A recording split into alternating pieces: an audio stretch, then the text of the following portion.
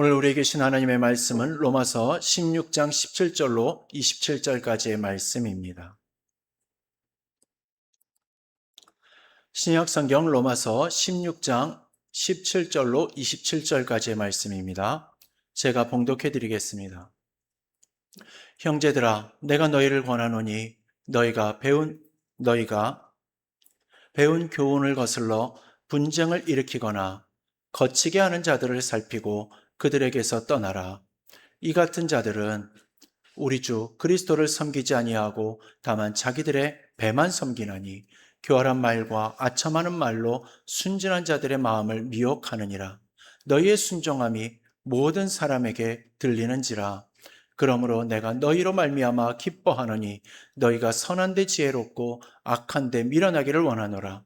평강의 하나님께서 속히 사탄을 너희 발 아래에서 상하게 하시리라. 우리 주 예수의 은혜가 너희에게 있을지어다. 나의 동역자 디모데와 나의 친척 누기오와 야손과 소시바도가 너희에게 문안하느니라. 이 편지를 기록하는 나 더디오도 주 안에서 너희에게 문안하노라. 나와 온 교회를 돌봐주는 가이오도 너희에게 문안하고 이 성의 재무관 에라스도와 형제 구아도도 너희에게 문안하느니라. 나의 복음과 예수 그리스도를 전파함은 영세전부터 감추어졌다가 이제는 나타내신 바 되었으며 영원하신 하나님의 명을 따라 선지자들의 글로 말미암아 모든 민족이 믿어 순종하게 하시려고 알게 하신 바 그 신비의 계시를 따라 된 것이니 이 복음으로 너희를 능히 견고하게 하실 지혜로우신 하나님께 예수 그리스도로 말미암아 영광이 세세 무궁하도록 있을지어다. 아멘. 이 말씀 살아계신 하나님의 말씀입니다. 기도하겠습니다. 하나님 아버지, 오늘 우리가 로마서의 말씀을 마지막으로 봅니다.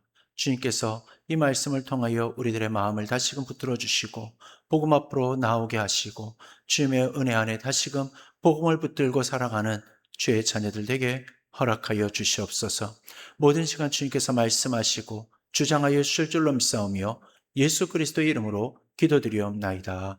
아멘.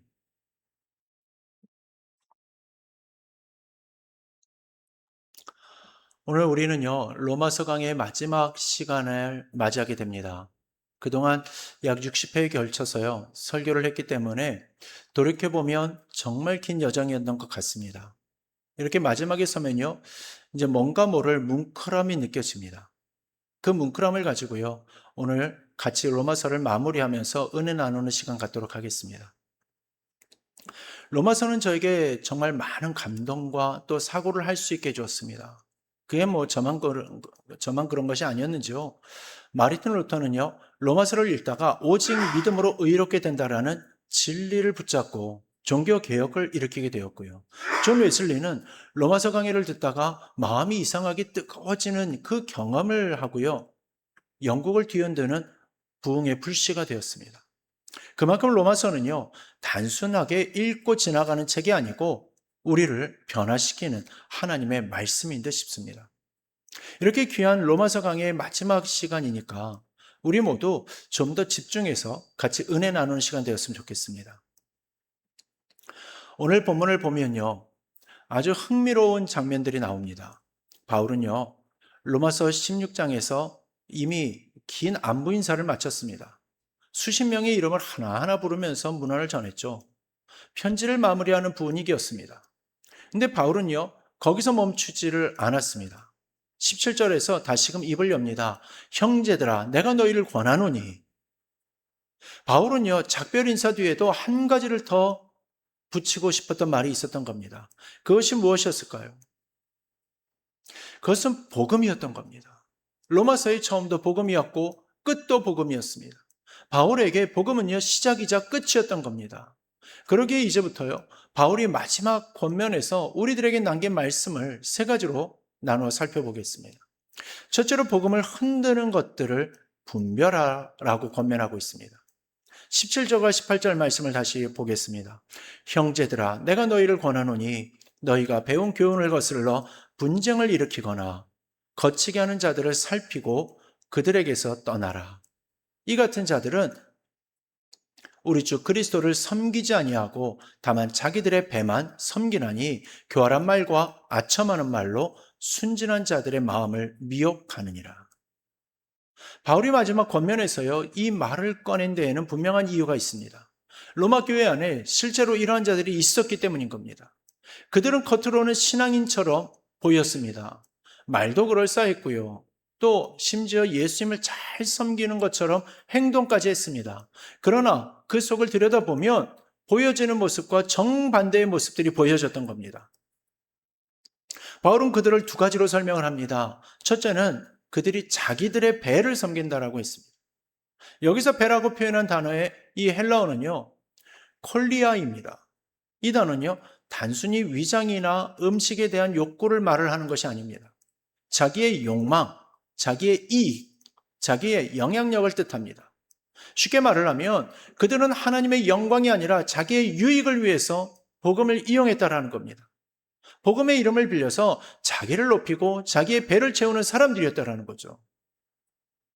둘째는 교활한 말과 아첨하는 말로 순진한 자들을 미혹했다라고 했습니다. 이것이 더 나쁘죠. 그들의 말은요, 듣기에 참 좋습니다. 아주 달콤하게 들려오죠.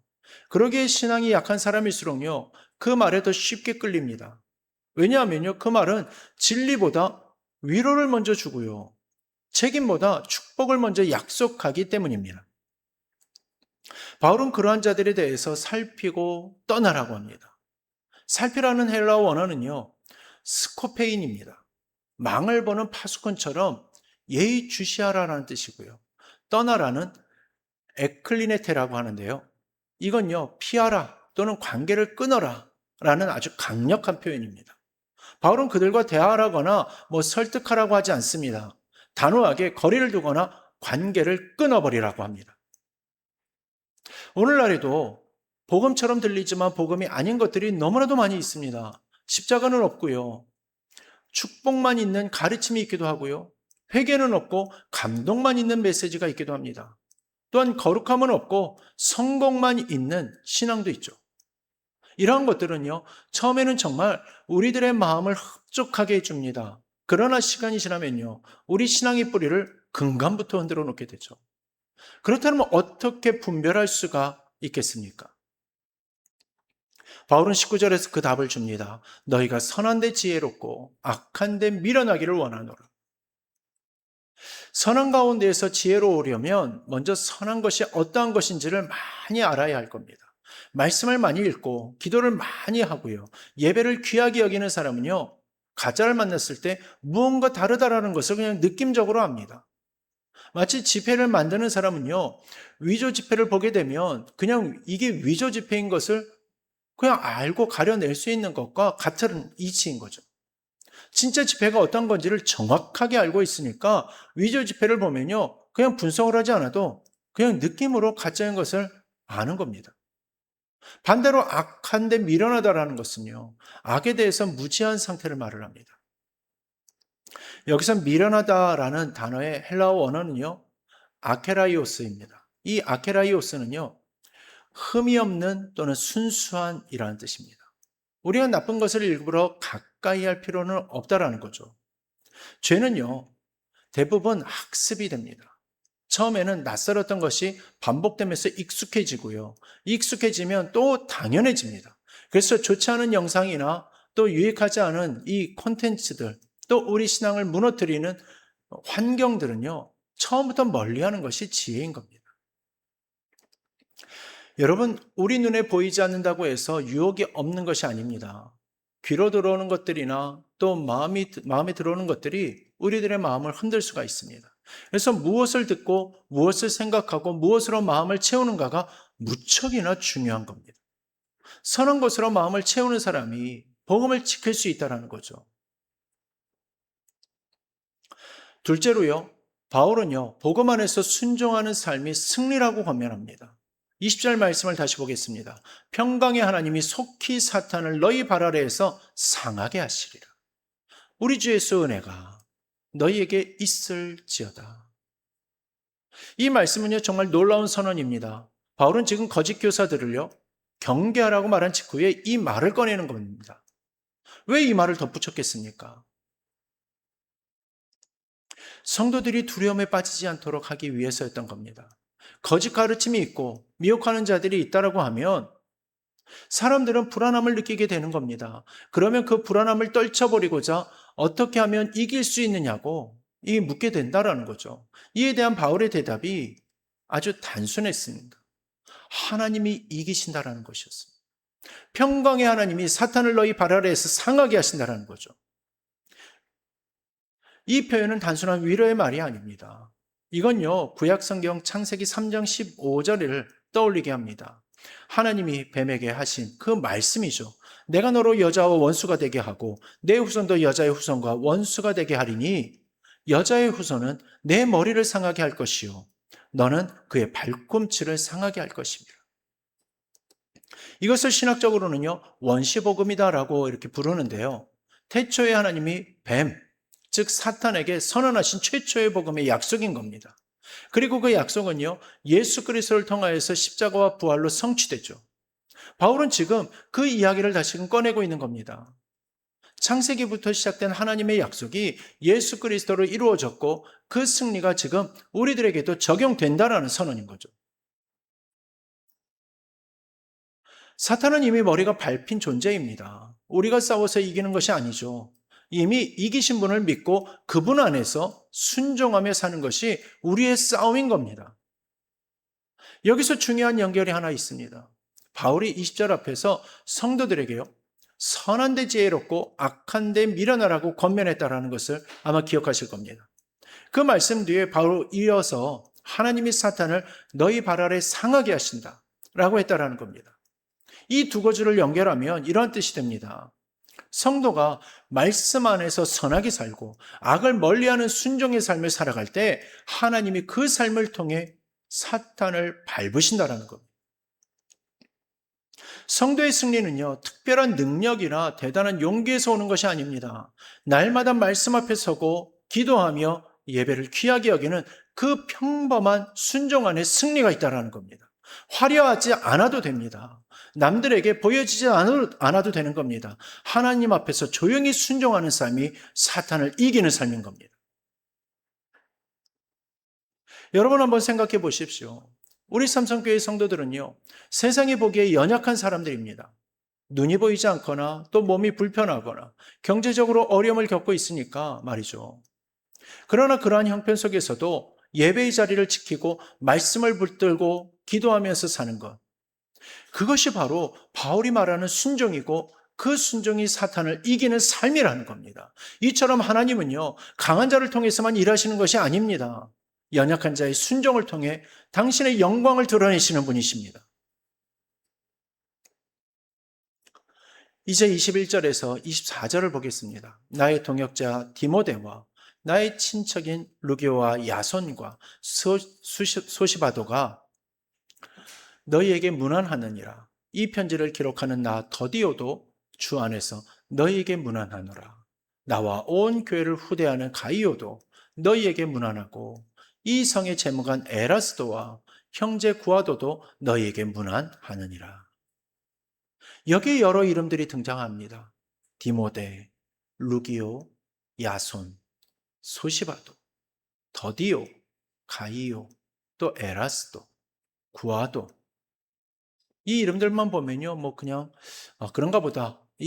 그냥 이름들이 나열된 것으로 이렇게 생각이 될 수 있습니다. 그러나 이 이름들 하나하나에는요, 다 깊은 의미가 담겨 있다는 겁니다.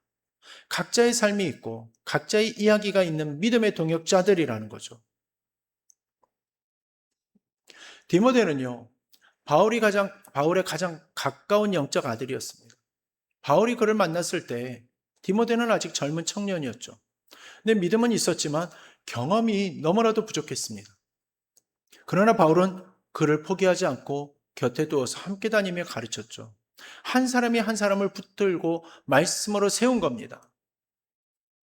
가이오는 자기의 집을 교회를 위해서 내어준 사람입니다. 당시 초대교회는요, 예배당 건물이 없었기 때문에 예배를 드리려면 성도들이 누군가의 집에 모여가지고 예배를 드려야만 했습니다.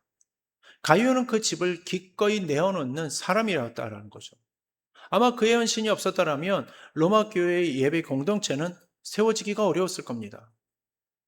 에라스도는요, 이 성의 재무관이라고 소개되어지고 있습니다. 당시로서는요, 상당히 높은 사회적 지위를 가진 사람입니다. 그 높은 자리에 있으면서도 복음 안에서 바울과 함께 동역한 사람이었다라는 겁니다. 세상의 지위가 아니라 복음의 가치 안에서 자신의 자리를 찾아낸 사람이었다라는 거죠.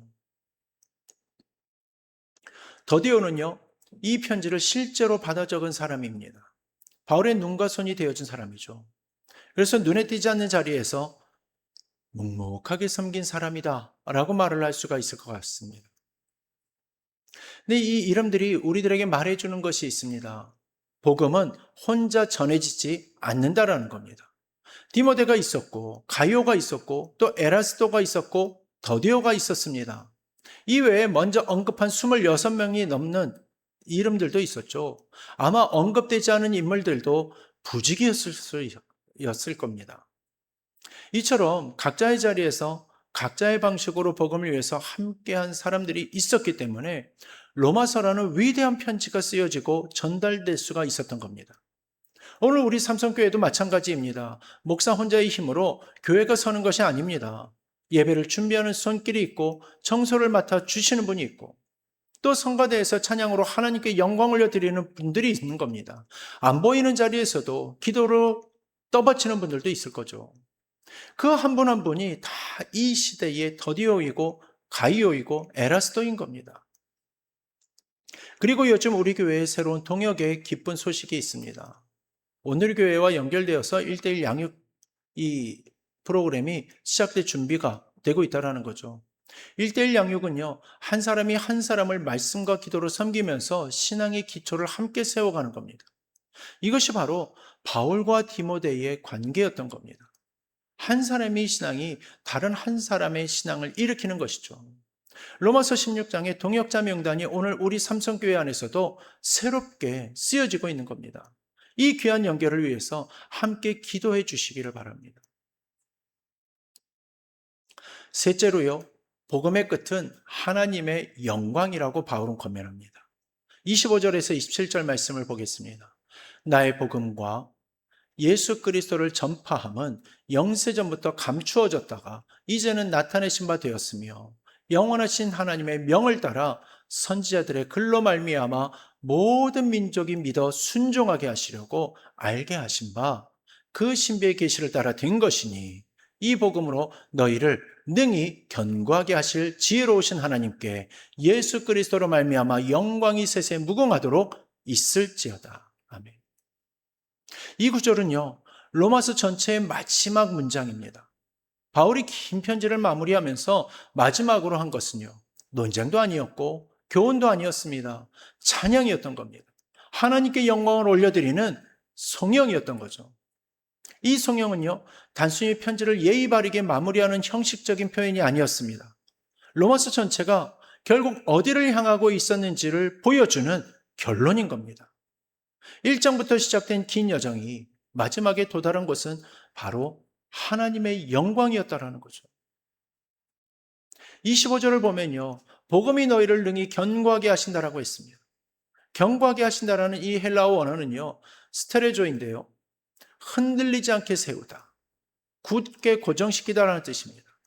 건물을 지을 때 기초를 깊이 놓으면 아무리 강한 바람이 불어도 흔들리지 않는 것처럼요, 복음이 우리 안에 깊이 뿌리 내리면 삶이 흔들릴 때에도 쓰러지지 않는다라는 겁니다. 여러분 한번 생각해 보십시오. 우리가 로마서를 공부한 이유가 무엇 때문입니까? 복음으로 견고해지기 위해서였던 거죠. 어떤 상황에서도 흔들리지 않는 믿음의 사람이 되기 위해서였던 겁니다. 눈이 보이지 않아도 넘어지지 않는 사람, 몸이 아파도 주저앉지 않는 사람, 경제적으로 어려워도 낙심하지 않는 사람, 이러한 사람들이 되고자 함이었다라는 거죠.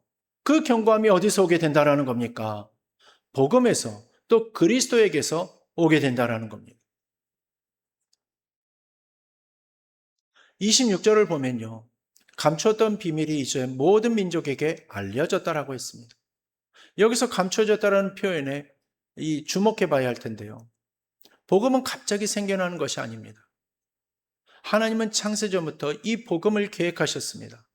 아담과 하와가 죄를 지었을 때 이미 구원의 계획이 시작되었습니다. 아브라함을 부르셨을 때 그 안에 복음의 씨앗이 있었습니다. 모세를 통하여서 율법을 주셨을 때에 그 율법 안에 그리스도의 그림자가 있었고요. 선지자들이 외쳤을 때에 그 외침 안에 복음의 예언이 담겨져 있었던 겁니다. 그리고 때가 되어 예수 그리스도가 이 땅에 오심으로 모든 것이 완성되게 되었죠. 이것이 무엇을 의미합니까? 하나님의 구원 역사는 우연이 아니고 즉흥적인 것이 아니라는 겁니다. 창세전부터 치밀하게 준비하신 하나님의 계획이 예수 그리스도 안에서 완성된 것이라는 거죠. 그리고 그 복음이 이제 모든 민족에게 전파되고 있는 겁니다. 유대인에게만이 아닙니다. 이방인에게, 또 로마인에게, 그리고 오늘 이 자리에 있는 우리들에게까지도 있는 겁니다. 여러분이 이 자리에 앉아 있는 것이 우연이 아닙니다. 하나님이 창세전부터 여러분을 아시고 부르신 것입니다. 그 부르심이 복음을 통해서 여러분들에게 임하였습니다. 그 사실 하나만으로도 우리는 충분히 감사하고 찬양할 이유가 있는 겁니다. 27절을 다시 보겠습니다. 지혜로우신 하나님께 예수 그리스도로 말미암아 영광이 세세 무궁하도록 있을지어다. 로마서의 마지막 말씀은 영광입니다. 그리고 아멘입니다. 바울은 로마서 1장에서 시작을 할 때 복음을 부끄러워하지 않는다라고 했습니다. 또한 이 복음은 유대인 먼저요, 또한 헬라인에게 미치는 하나님의 능력이 된다라고 했습니다. 그 선언으로 시작된 긴 여정이 마지막에 도달한 것이 바로 이 영광입니다. 복음은 우리를요, 어디로 데려갑니까? 더 좋은 환경으로 데려가지 않을 수도 있습니다. 더 편안한 삶을 보장하지 않을 수도 있습니다. 그러나 복음은 반드시 한 곳으로 우리를 데려갑니다. 그것은 바로 하나님의 영광 앞이라는 겁니다. 우리 삶의 어떠한 복음도 하나님의 영광밖에 있지 않습니다. 고통도 하나님의 영광 안에 있고요. 눈물도 하나님의 영광 안에 있습니다. 질병도, 경제적 어려움도, 또 외로움도 모두 하나님의 영광 안에서 의미를 가집니다. 왜냐하면 하나님은 지혜로우신 분이시기 때문이죠. 그러게 27절에서 하나님을 지혜로우신 하나님으로 부르는 것도 우연이 아닌 겁니다.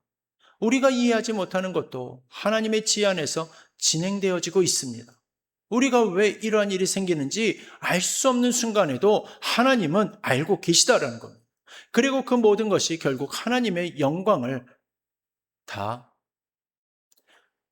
향해서 흘러가고 있는 겁니다. 여러분 중에 지금 이 순간 왜 내게 삶에 이렇게 힘듦이 있냐고 묻는 분들이 계실 수 있을 겁니다. 왜 눈이 보이지 않는 채로 살아야 하느냐고, 왜 몸이 이렇게 아프냐고, 왜 형편이 나아지지 않느냐고 그 질문을 바울도 했을 겁니다. 바울은 감옥에 갇히고요, 매를 맞기도 하고 난파를 당하기도 하고 온갖 고난을 겪었습니다. 또한 그의 몸에는 하나님이 치료를 거부하신 질환도 있었습니다. 그런데도 로마서의 마지막 문장은 영광이 세세 무광하도록 있을지어다입니다. 고난 속에서도 하나님의 영광을 본 사람의 고백이었던 거죠. 이것이 복음이 우리들에게 주는 마지막 선물인 겁니다. 고난을 없애주는 것이 아니라 고난 속에서도 하나님의 영광을 볼 수 있는 눈을 열어주는 것. 그 눈이 열릴 때 우리는 어떤 상황에서도 아멘이라고 말을 할 수 있게 되는 줄로 믿습니다. 우리 사랑하는 성도 여러분, 오늘 우리는요, 로마서 마지막 페이지에 도달했습니다. 약 60번에 걸쳐서 함께 이 말씀 앞에 앉았습니다. 긴 여정이었습니다. 쉽지 않은 말씀도 있었고 너무 깊어가지고 한동안 그 자리에 머물러야 했던 본문도 있었습니다. 그러나 우리는 포기하지 않고 끝까지 왔습니다. 로마서가 우리들에게 가르쳐준 것을 한마디로 정의한다면 이렇게 말을 할 수가 있습니다. 우리는 복음으로 살고 복음으로 서고 복음으로 하나님께 나아간다.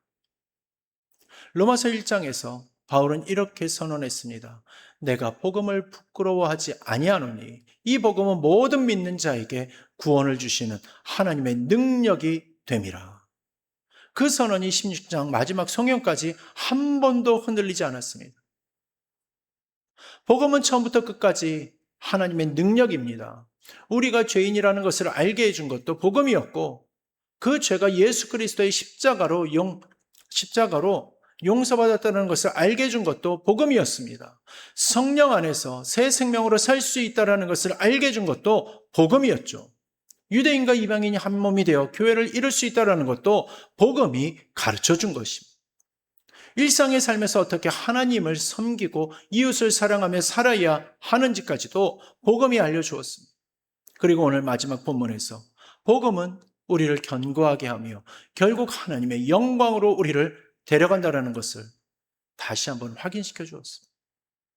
이것이 로마서입니다. 이것이 복음입니다. 여러분, 오늘 이 자리에 앉아 계신 한 분 한 분이 이 복음을 붙들고 살아가는 주의 백성들인 줄로 믿습니다. 세상이 보이기에는 연약하고 작은 공동체일 수 있습니다. 그러나 하나님 보시기에 우리는 복음을 붙들고 끝까지 걸어가는 사람들입니다. 그것이 얼마나 귀한 일인지 모릅니다. 눈이 보이지 않아도 하나님을 향하여서 걷고 있습니다. 몸이 아파도 예배의 자리를 지키고 있습니다. 형편이 어려워도 손을 모아 기도하고 있습니다. 그 삶 하나하나가 복음의 증거입니다. 그 삶 하나하나가 세세 무궁하도록 영광 받으실 하나님 앞에 드려지는 예배인 겁니다. 끝까지 복음입니다. 시작도 복음이었고 과정도 복음이었고 끝도 복음입니다. 우리의 삶이 다하는 날에도 복음이 우리와 함께 할 것입니다. 그리고 그 복음이 우리를 하나님의 영광 앞으로 데려갈 것입니다. 그러기에 여러분들의 모든 삶이 복음으로 채워져서 하나님의 영광을 높이며 또한 영광 가운데 기쁨의 삶 누리시는 복된 성도들 되시기를 주님의 이름으로 축원합니다. 이제 기도의 자리로 나가길 원합니다. 오늘은 말씀을 마무리하는 시간인데, 이게 또 우리 김미수 집사님이 이전까지 살던 집에서 어제부로 마침표를 찍고 새 복음자리로 이사를 가게 되어서 말씀도 마침표와 함께 새로운 시작을 기대하게 하고, 또 우리 김미수 집사님도 집도 마침표와 함께 새로운 시작을 기대하게 합니다. 그래서 말씀을 마치는 가운데 감사의 고백과 함께 새 집에서 새 출발을 하시는 집사님을 위해서 또 우리 함께 같이 축복하며 기도했으면 좋겠습니다. 우리 모두의 삶이 복음으로 가득히 채워지길 기도하시고요. 새 복음자리에서 또 복음이 중심이 되고 하나님이 그 집의 주인이 되시기를 또한 기도해 주시고, 건강도 회복되어서 이전처럼 더욱더 강건한 모습으로 주님과 동행하는 삶을 살게 해달라고 우리 김희수 집사님을 위해서 기도해 주셨으면 좋겠습니다. 그리고 우리 교회에 함께 기도해야 할 일이 있습니다. 교회 건물의 방수와 천정공사 그리고 타일공사가 계획되어지고 있는데요. 이 공사를 통하여서 우리가 예배드리는 이 공간이 더욱더 온전하게 하나님 앞에 드려질 수 있게 되기를 바랍니다. 재정적으로 약 4천만 원 이 정도 선에서 이루어지지 않을까 예상을 하면서 기도하고 있는데요. 부담스럽고 감당이 안 될 만한 숫자일 수가 있습니다. 그렇다고 누군가의 도움만을 기다리면서 우리 이 교회가 왜 이렇게 어려운지 모르겠다라고 한탄만 하고 있어서도 안 될 것입니다. 이 교회는 우리 교회입니다. 목사만의 교회가 아닙니다. 여러분 한 분 한 분의 교회인 겁니다. 내 교회를 위해서 내가 작더라도 참여하는 것은요 당연한 것이며 또한 아름다운 모습입니다. 마음으로만 응원하는 것과 정성으로 함께 드리는 것은 다릅니다. 내 손으로 직접 드린 헌금이 있는 교회는 더욱더 더 내 것이 됩니다. 더 애착이 생기기 마련이고 더 기도하게 되는 겁니다. 그 참여가 우리를 하나로 묶어줍니다. 그 참여를 위해서 우리가 먼저 기도해야 할 것입니다. 그럴 때 하나님이 우리의 정성을 보시고 반드시 채워주실 것을 믿습니다. 그리고 우리 사랑하는 성도 여러분, 로마서 강의를 마칩니다. 그러나 복음은 맞춰지지 않습니다. 우리가 살아있는 동안 복음은 계속됩니다. 우리가 이 자리를 떠나도 복음은 우리와 함께합니다. 오늘 이 말씀을 붙들고 한 주를 살아가십시오. 분별하며 사십시오. 순종하며 사십시오. 하나님의 영광을 바라보며 사십시오. 그것이 끝까지 복음을 붙드는 삶입니다. 지혜로우신 하나님께 예수 그리스도로 말미암아 영광이 세세 무궁하도록 있을지어다. 이 말씀을 붙들고 함께 기도하겠습니다.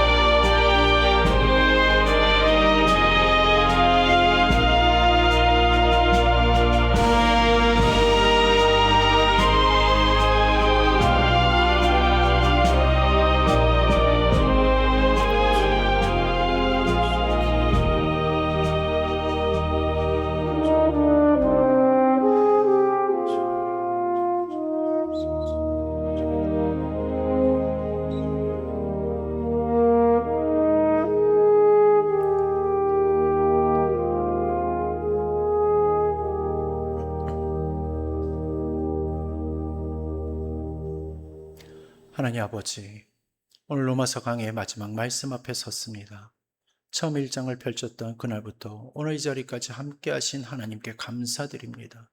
긴 여정을 포기하지 않고 끝까지 말씀 앞에 앉혀주신 성도들과 함께 이 감사를 드립니다. 복음이 처음이었고 복음이 끝이었습니다. 그 복음이 우리를 지금 여기까지 이끌어 오셨음을 고백합니다. 오늘 말씀하신 대로 우리가 분별하며 살게 하여 주시옵소서. 선한 것으로 마음을 채우고 악한 것을 멀리하는 삶을 살게 하여 주옵소서. 날마다 말씀 앞에 서고 기도하며 예배를 귀하게 여기는 순종의 삶이 되게 하여 주옵소서. 그 순종의 삶을 통해 하나님께서 사탄을 발 아래 상하게 하시는 승리를 경험하게 하여 주옵소서. 새 복음자리로 이사하신 김미수 집사님께 복 내려 주시기를 원합니다. 새로운 것을 시작되어지는 삶 가운데에 하나님이 주인 되어 주시고 복음이 그 집의 중심이 되게 하여 주시옵소서. 오늘 이 교회와 함께 시작될 1:1 양육을 위해서도 기도합니다. 한 사람이 한 사람을 말씀으로 세워가는 교회, 그 귀한 동역이 우리 교회 안에 아름다운 열매를 맺게 하여 주옵소서. 교회 공사를 위해서 또한 기도합니다. 방수와 천정 그리고 바닥까지 진행되어질 이 공사가 안전하게 마무리되게 하여 주시옵소서. 필요한 재정을 하나님이 채워주시기를 원합니다. 성도들이 기쁨으로 또한 동참하게 하시고 그 정성을 하나님이 기억하여 주시옵소서. 우리 밖에서도 하나님께서 도울 자를 보내주시고 우리가 알지 못할 것을 우리 알지 못하는 가운데서도 채워주실 것을 믿습니다. 로마서가 마지막으로 가르쳐 준 것처럼 모든 영광이 하나님께 있습니다. 우리의 삶도 우리의 교회도 결국 하나님의 영광을 향해 흘러가게 하여 주실 줄 믿사옵고 이제는 우리 주 예수 그리스도의 은혜와 하나님 아버지의 극진하신 사랑하심과 성령님의 위로하심과 교통하심과 역사 충만 감화 감동하심이 영원토록 주님의 영광만을 드러내기를 소망하며 끝까지 복음을 붙들고 하나님의 영광만을 위하여 달려가며 마무리되어지기를 소망하며 다짐하는 우리 사랑하는 모든 성도들 머리 위에 가정과 직장과 사업 위에 주님께서 함께 하실 줄 믿습니다. 주님, 우리 시각장애인계와 또한 선교사님들 위해 이제로부터 영원토록 함께하여 주실 줄 믿사옵고 간절히 축원하옵나이다. 아멘.